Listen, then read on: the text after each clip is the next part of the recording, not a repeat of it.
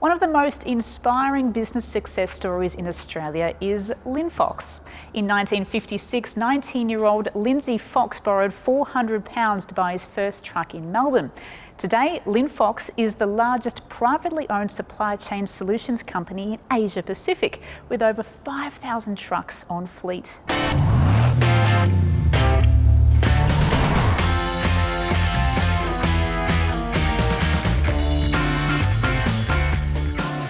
Under the roof of the incredible Fox collection, we are here to find out more about Lindsay's other passion, and that is cars. Lindsay Fox, welcome. Thank you. Good to be with you. Can you tell us where your love of cars came from? I think it was something that ultimately grew when I was a kid. My father had a 1926 Morris Cowley with a dicky seat, and we used to go down to St Kilda Baths, and we'd drive from our house in Windsor down to the beach, and I think it probably went from there, and I got to a stage where I got a buzz out of taking the names of all of the various cars at that particular time. And it sort of progressed from there. What was your first car? My first car was an Austin Atlantic, an Austin A90, and that was a pretty fancy car. It had an electric roof, which went back, was a convertible, electric windows, and this was probably 1955. Ahead of its time. Oh, way ahead of its time. In fact, I think there's one downstairs. I bought one just to come in here because of that situation. A lot of buyers of exotic and valuable cars, Lindsay, tend to garage them and they never see the light of day. But with you, you tend to display the cars for everyone else to enjoy or drive them yourself. What is it about cars that make you tick? I guess the design, the history. Lots of the cars when I was a young fella, I couldn't afford them. And I started collecting probably 30 years ago, and my son, Peter, who loves his cars, said we should form a museum and not do what you said was traditional of people collecting cars, and create a charitable situation. Well, the charity side didn't work out because it costs more than what you can raise. But we raised a bit of money here by using this place for various events, and it's come in pretty good for that situation because they come to the cars.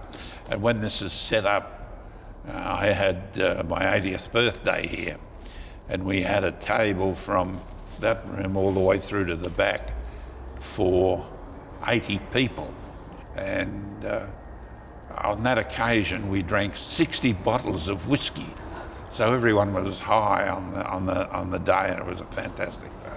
Your 80th was a very big occasion. You had a lot of people under this roof. Well, the conception reception took 9 months before the birthday party, and we took a boat from Athens to Venice. And we had a great time with 450 people on it. Lindsay, if you were a car that reflects your personality, what would you be? Probably the truck downstairs. You know, this year I've been driving a little Volkswagen utility. I can't think of the name Amarok? of it. An Amarok. Yeah. A very good car, most enjoyable, easy to get in and easy to get out. I have a 2013 Rolls, and I have a 2016 Rolls convertible. They've both done less than, one's done less than 100 kilometres and the other one's done less than 500 kilometres. Lindsay, you love your MGs, and we've got 3 perfect examples over time here. Well, you've got the TC, the TD and the TF, and they're all roughly 4 or 5 years apart with the actual models. And over there you've got the SS 100 Jag, which was probably 10 years earlier than than these particular cars. Yet from a distance, they all look very similar. The big wheel arches, the massive chrome headlights at the front there, the open top driving. They must be just the perfect car to be driving. They're both British. Yes, and you can see the styling has sort of continued through from probably 38 up to 55. Which one would you take home tonight? The Jag. I think I would tend to agree with you there. That one. There's something about a Jag, isn't there? That's well, that's a very special car. There's not a lot of them about.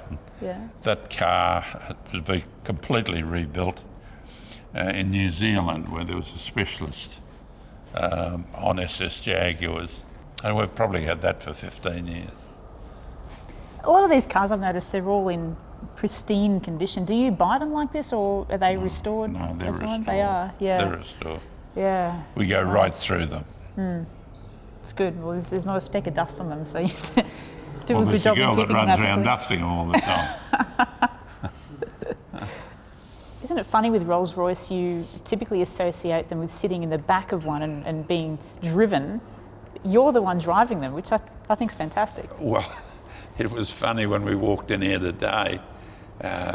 Ari said to me, you know, that beautiful Mercedes limo downstairs. He said, but you've never liked sitting in the back.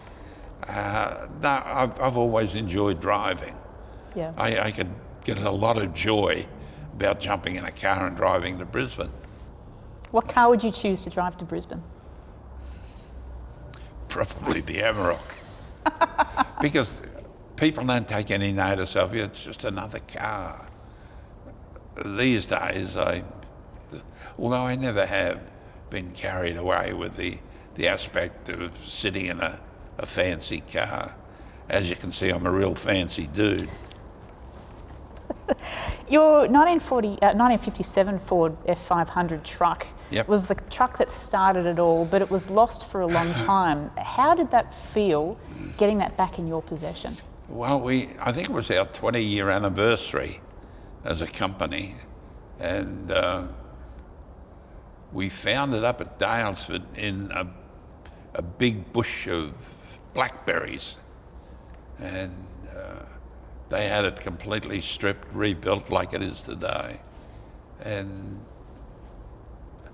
I was amazed to see it when we did. That truck I bought, it was 2 years old, and it worked for the Prahran City Council. It was number 5. When I bought it, it had done 6,000 miles. 2 years old, and I paid about £1,100 for it off Slr Motors, or Commercial Motors in Prahran, who were the Ford dealers. And for its first 2 years, it worked for the Prahran City Council. But it was a terrific truck, and still is. It still looks brand new. I'm always amazed that Ford haven't come and had a look and said, geez, that's where it all started. All of this came about because of a Ford truck. Lindsay, we're sitting on the front bumper of your famous truck, the truck that started it all. Yeah. It must be a good feeling seeing this when you walk in the collection every time. It is, and the collection wouldn't be there if we never had this truck to start with, because this is where it all started. Little acorns, oak trees grow. This personifies it, this particular truck. This was the first money spinner. The slogan, you were passing another fox. Yeah. Where did that come from? When I bought my second truck. And at a later date, when my wife had her 4th child, our Sydney manager sent her a telegram, congratulations, Paula, you've passed another fox. When you sit in the driver's seat of that, do all the memories of back in, what was it, 1956 come back to you? Yeah, they're all part and parcel. Yeah. What did you used to cart in the back of this? Coke from the West Melbourne Gasworks, which is just around the corner, Schweppes soft drinks, Coca-Cola, boxes for all the rabbit exporters. That was about it. And heating oil in the winter.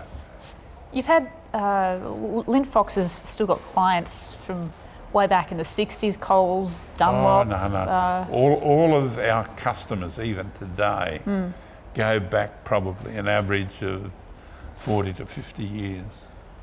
Really? We've had a great working relationship and partnership with all of our customers. It's really been partnerships rather than a subservient relationship. Well, it's great seeing this here. It's the first thing you see when you walk into the Fox collection. So let's hope it stays here for many more years, Lindsay. Oh, well, keep on looking. Apart from your truck, do you have a favourite in your car collection? No, I don't have a favourite. They all vary. Downstairs you've got all of the high-end Ferraris. We have an order in for the Project One, which we get delivered later this year. They are building 275 with electric drive on the front wheels and power on the back.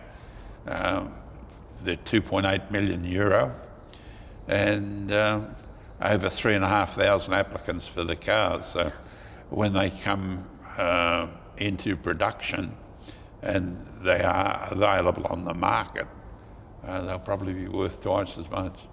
But that will be a special car because it's probably a combination of Tesla, the tradition of the 300 SL with the gull wing, and 0 to 200 Ks in something like 5 seconds. You've got some incredible Mercedes-Benz on display, as you said, the 300 SL. You've got the 600 Pullman limo owned by Ringo Starr, and the 540k Cabriolet B downstairs that won awards at Pebble Beach. It must feel pretty special to have something like that. The 540k is a lovely car.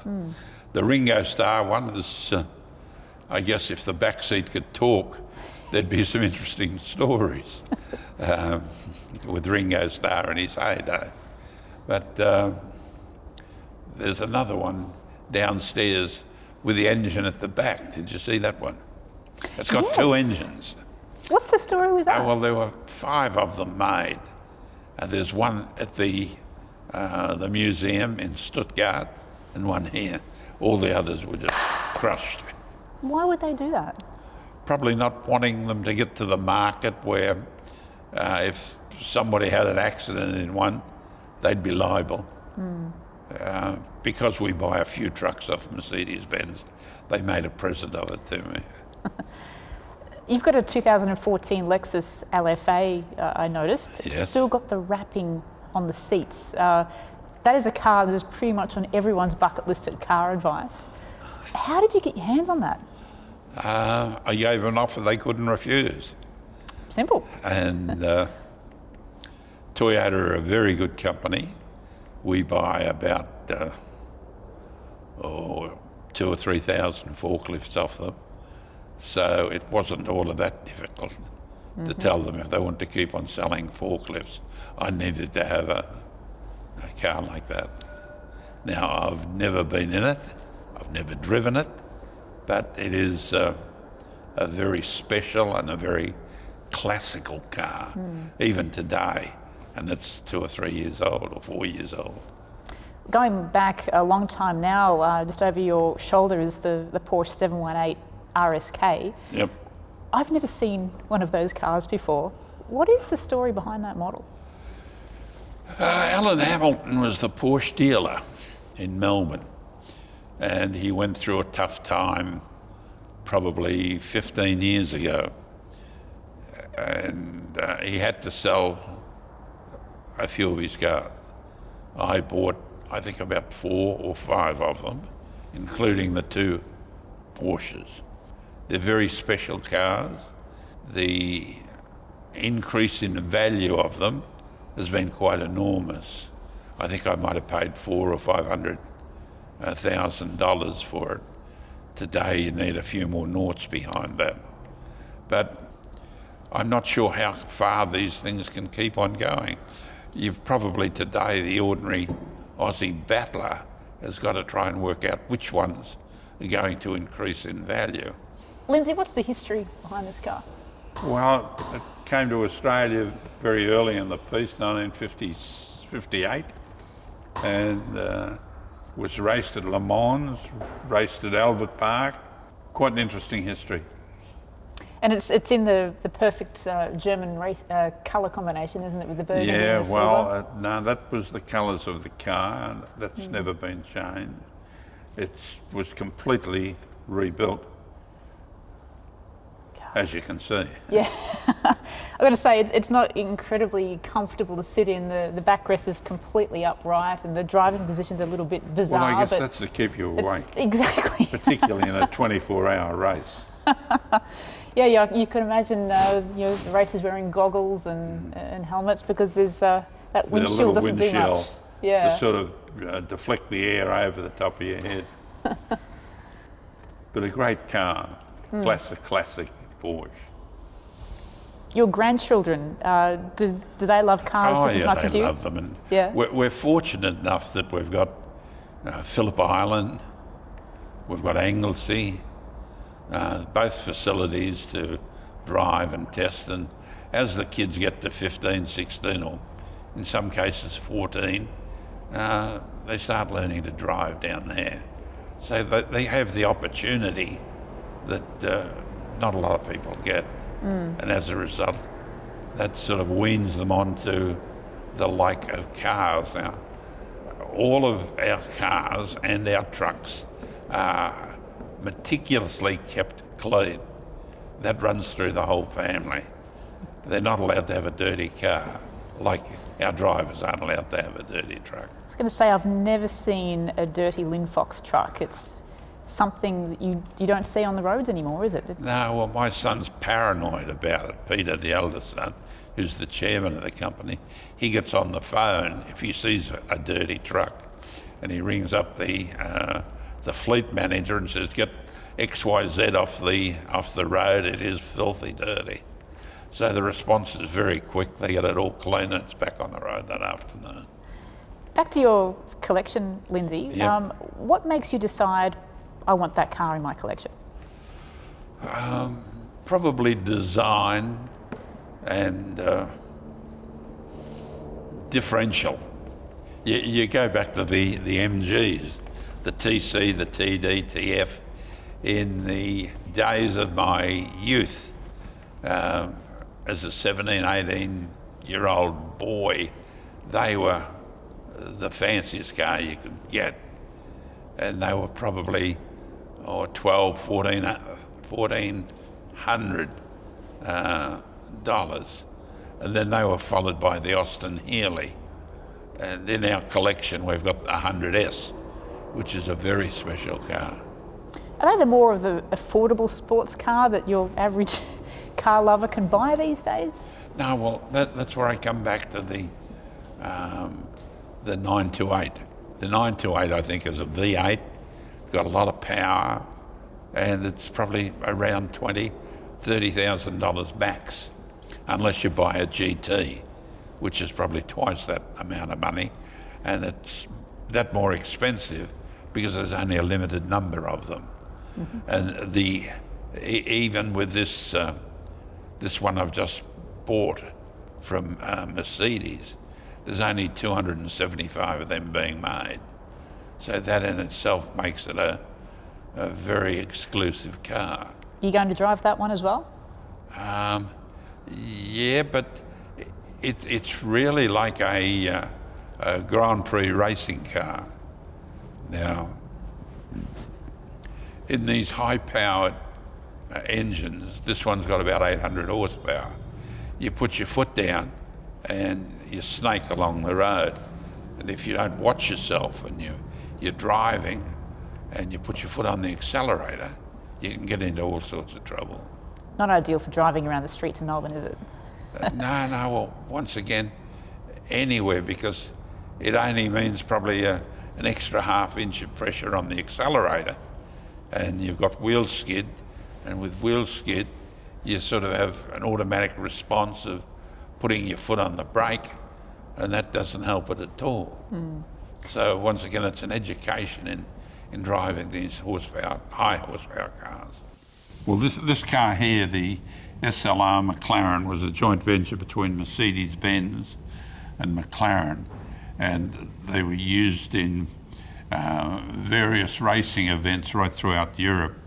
The 722 on the top is the number that Sterling Moss had on his car for the Millimilia, and these were also raced at Millimilia, hence the 722. And here is the F40, which was the follow-up of the 288 GTO, and from there they came to the F50, the Enzo, and there's now a series of about 7 or 8 of these particular cars. But they're very high performance. They really go hard. And you've got a Jag down the end there as well. It's That's the 220 Jag. There's the 220 Jag and the XJR15, but the XJR15 was a pure race car. The one down there was a street car as well as a race car. But once again, they made about 250 of those. A Ferrari has to be red, right? And It has to be red. Two of them here. It has to be red. Yeah. Who looks after your collection in terms of insurance, registration and the mechanical side of things? Well, the fleet manager, we run 6,000 trucks, so there's a tag on to that where all the cars for registration, for insurance are all covered. For maintenance, they all go through a regular routine. None of them do any real miles, so it's really a matter of coming in, turning the engines over, taking them for a run around the track. You'll see when you came in there was a big forklift that comes in, picks them up, puts them down, they drive around the block, picks it up, put them back into the... How often do they get a drive? I think every one would be driven probably 4 times a year. But not a big drive, just to turn the oil over and make sure that there's a bit of oil through all the component parts of the engine. Do you start them up in here, give them a bit of a rev? No. No? There's a person that does all of that, and he has a full responsibility. He was a mechanic that was trained at Mercedes-Benz. He's been with us now for 3 or 4 years. It becomes a love of a job. It's probably like your job. You get out of bed and you look forward to going and doing your next interview. And as a result, you want to know what's on the next day. He would be like that with his job. And he comes out to my home, and there's about half a dozen cars in the garage there, and he goes through them and he drives them for half a day or something. But loves his job. You mentioned before Anglesey, you've got the Australian Automotive Research Centre there, which CarAdvice has used numerous times to test our cars. You obviously did that for the trucks as well. How did the facility come about? It was originally owned by International Harvester, the first supplier of trucks, new trucks to me. I bought my first Inters in 1964, and when International went broke in Australia or in the world, that came up for sale and I bought it. It's 3,000 odd acres. There's probably a couple of 100 kilometres of road and track. It's a beautiful facility. Have you been there? No, not yet. Oh, you must do it. In fact, it's one of those special things where we evaluate trucks, evaluate cars, test brakes, skid pans, tiles that reflect ice. So there's every aspect of conditions that you can test a car on. Lindsay, looking towards the future now, Yep. You're a driver who loves to drive cars, you're a car enthusiast. Yep. Would you use an autonomous car? I won't even use a driver. No, I don't think so. You've got to look at history.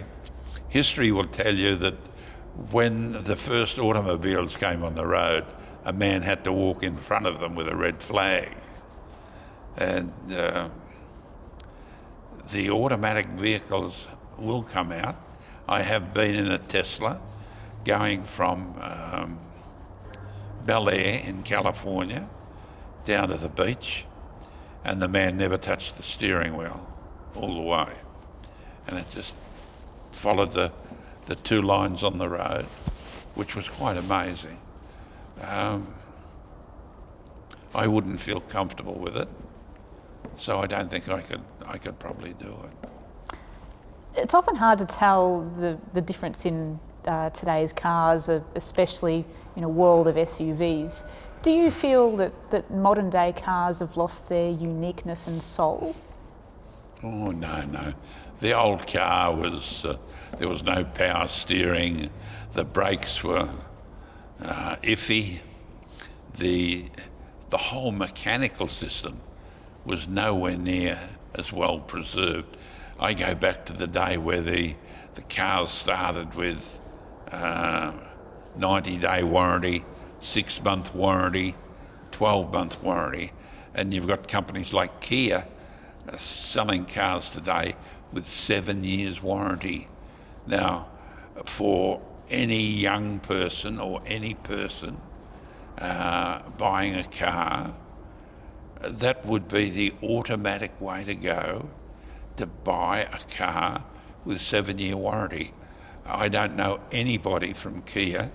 I've never bought a Kia, but I'm tremendously impressed by the aspect of them selling a car with the confidence that they would keep it under warranty for 7 years for no extra cost. That means that they've built all of the safety points into it, and they've built the thing with enough strength to do exactly what a car could do in 7 years.